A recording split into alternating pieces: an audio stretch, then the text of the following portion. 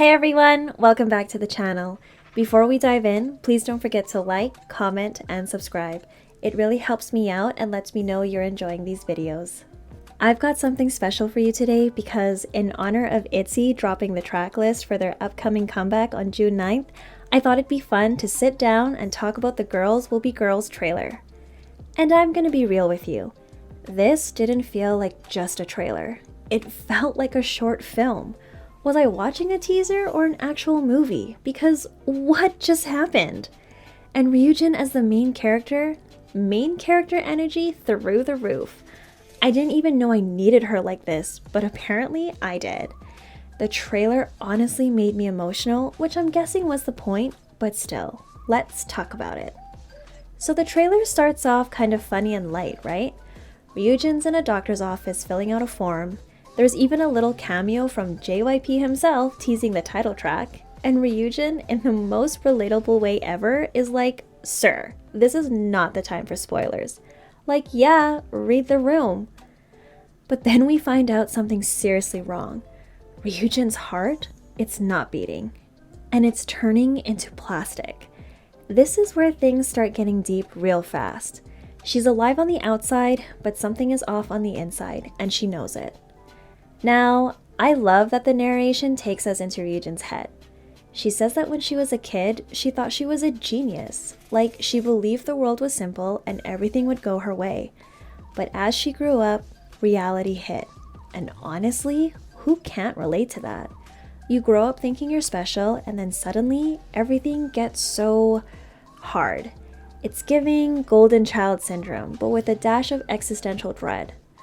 We've all been there.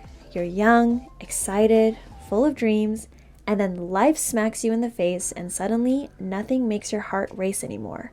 And that's exactly what Ryujin's dealing with. Her heart isn't beating. She's numb and she doesn't know how to fix it. But luckily, she's not alone. Enter the rest of ITZY. This is where the trailer shifts from sad girl hours to girl support squad. Ryujin shows the girls her x-ray, tells them what's going on, and they're like, "Okay, we need to get your heart beating again. Let's do this." First up, Yuna. Her solution? Sports. She grabs a racket and says, "Let's play. I'll get your heart rate up if it's the last thing I do." But even after sweating it out, Ryujin's still unbothered. It's not working. Then Chaeryeong comes through with the comfort food because what's more healing than snacks, right? Unfortunately, not even junk food does the trick. Yeji tries karaoke, Leah tries to scare her back to life, and they even bring out the big guns. Timothée Chalamet. But nothing works. Not even Timothée Chalamet. That's when you know it's serious. At this point, Ryujin starts to change. Her heart's plastic, and now she's becoming plastic too. She turns into an inflatable doll, like literally, and it's so symbolic. She's drifting through life feeling nothing, like a balloon with no direction. Do you ever feel like a plastic bag? She does now. This whole transformation hit me hard. The imagery, the narration, it all screams depression and numbness. She's surrounded by people who love her, but nothing they do can reach her. She's stuck. The light in her is fading, and she's just scrolling on her phone, zoning out, losing her spark more and more each day. There's this one shot where she's lying in the grass, plastic, unmoving, with this soft blue light over her, and it's just haunting. It really captures that quiet kind of sadness. Not dramatic crying, but that deep, empty feeling where you're just done. But even then, the girls are still by her side. They love her no matter what, even as a doll. That kind of friendship, it's everything. Then we get a subtle but important moment. They're walking and pass a sign, something from her mom telling her to come home by 9. That detail, that hit. Because when Ryujin does go home, she's alone. No one's around.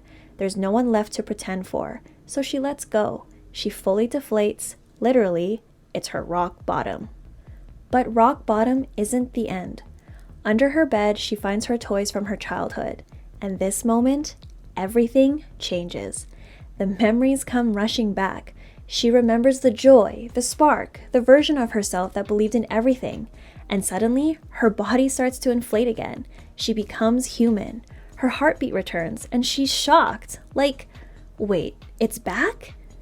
This scene made me emotional because it's so real.